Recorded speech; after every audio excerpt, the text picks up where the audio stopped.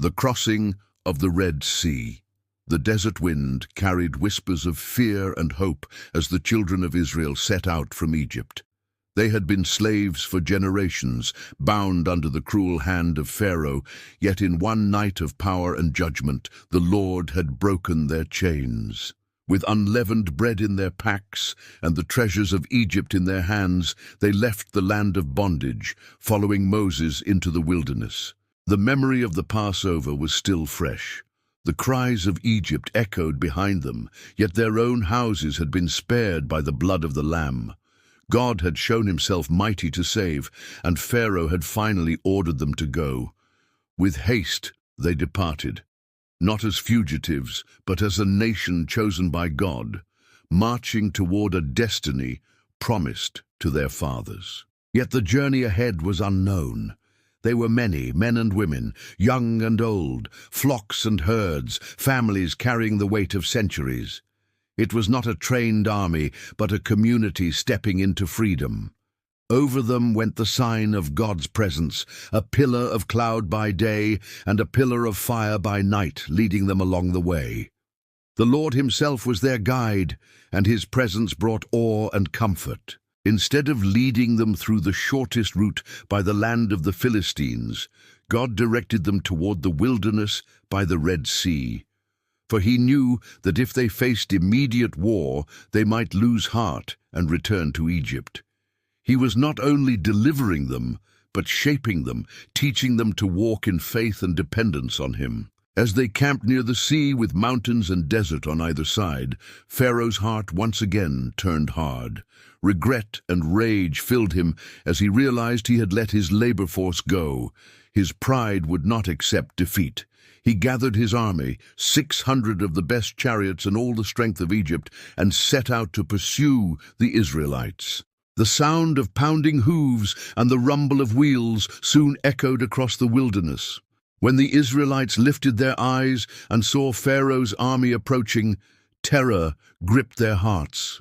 They felt trapped, with the sea before them and the might of Egypt behind.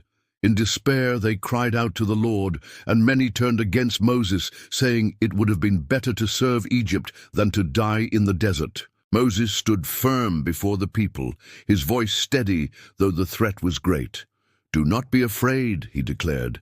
"Stand firm, and you will see the deliverance the Lord will bring you today. The Egyptians you see today, you will never see again. The Lord will fight for you. You need only to be still." The word of the Lord came to Moses, commanding him to lift his staff and stretch out his hand over the sea. The pillar of cloud moved from before Israel to behind them, standing between the camp of Egypt and the camp of Israel. Darkness covered the Egyptians while light shone upon Israel, a divine barrier through the night. Then with a mighty wind from the east, God drove back the waters of the Red Sea. The sea turned into dry ground, and the waters stood like walls on the right and on the left. All through the night the Israelites crossed, walking not in mud, but on dry land, with the roar of the sea held back by the power of God. The people moved forward in awe, each step a testimony of faith. Fathers carried children, mothers clutched infants, elders leaned on staffs, and the entire nation walked through a path carved by the hand of the Almighty. The sound of rushing wind filled their ears, and the towering walls of water reminded them of the greatness of their God. Behind them the Egyptians pursued. Pharaoh's chariots and horsemen drove into the sea, determined to recapture their slaves. But the Lord looked down from the pillar of fire and cloud, throwing the Egyptian army into confusion. Wheels came off their chariots and panic spread among them. They realized too late that the Lord was fighting against them. As dawn broke, the Lord commanded Moses once more to stretch out his hand over the sea. The waters, which had stood firm through the night, now returned with full force. The sea closed in over Pharaoh's army, covering chariots, horsemen, and warriors. Not one of them survived. The same path that had been salvation for Israel became judgment for Egypt. On the other side of the sea, the Israelites stood safe and free. They looked back and saw the waters sweep over their enemies, and their hearts were filled with awe. The Lord had delivered them with mighty power. No longer slaves, they were now a people redeemed, witnesses to the salvation of their God. Moses and the people broke into song, lifting their voices in praise.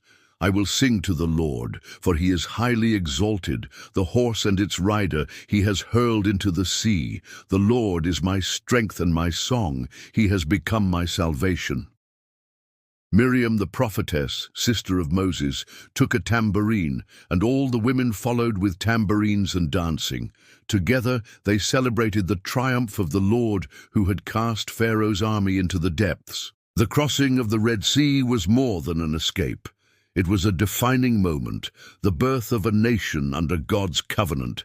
It marked the end of slavery and the beginning of a journey toward the Promised Land. The people had seen with their own eyes that salvation comes not by human strength, but by the mighty hand of the Lord. This event became a cornerstone of Israel's faith. Generations would retell the story, reminding their children of how God had opened the sea and led them through. It became a symbol of deliverance, of God's power to save, and of his faithfulness to his promises. The Red Sea crossing also foreshadowed greater truths to come. Just as Israel passed from slavery to freedom through the waters, so later would believers pass from death to life through Christ. The sea that buried Pharaoh's army symbolized the defeat of sin and death. The dry ground beneath Israel's feet pointed to the sure foundation of God's salvation. The journey through the sea was not only physical but spiritual. It required faith to step between walls of water, trust to walk where no path existed before, and obedience to follow where God led. It was a lesson for Israel, and it remains a lesson for all who seek deliverance. In moments of fear, when enemies surround and the way seems blocked, the crossing of the Red Sea reminds us that God makes a way where there is no way. He is the God who turns seas into highways, who fights for his people, and who brings them safely through. The story also warns of the danger of hardened hearts. Pharaoh had seen the signs, experienced the plagues, and even lost his firstborn. Yet he still resisted the will of God. His pursuit of Israel led him to destruction. Pride and defiance blinded him to truth, and his downfall became a lesson for all generations. For the people of Israel, the Red Sea was a turning point. No longer could they look back to Egypt. The waters had closed, and their past was buried. Ahead lay the wilderness, trials, and the testing of their faith, but the memory of God's deliverance would strengthen them. As they journeyed on, the pillar of cloud and fire continued to lead them. Every glance at it reminded them that they were not alone. The God who had parted the sea was with them still, guiding them to the land he had promised. The crossing of the Red Sea remains one of the most powerful demonstrations of God's salvation in history. It speaks not only of what he did for Israel, but of what he does for all who trust in him. It is a story of fear turned to faith, slavery turned to freedom, despair turned to song. The image of walls of water and a path of dry land captures the imagination, yet the heart of the story is deeper. It is about a God who keeps his promises, who delivers his people, and who defeats their enemies. It is about the power of faith to step forward when the way seems impossible. The celebration on the far shore was more than relief. It was worship. The people did not merely escape, they were redeemed. They saw the power of their God, and their song became a testimony for the ages. The Red Sea crossing invites every generation to trust in the Lord's deliverance. Just as Israel was saved through the blood of the Lamb and the waters of the sea, so believers are saved through the blood of Christ and the new life of his resurrection.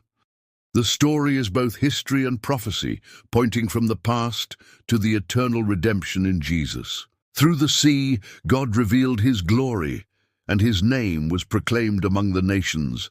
The Egyptians learned that he is the Lord, and Israel learned that he is their Savior. The nations would hear and tremble, for the God who divided the sea was with his people.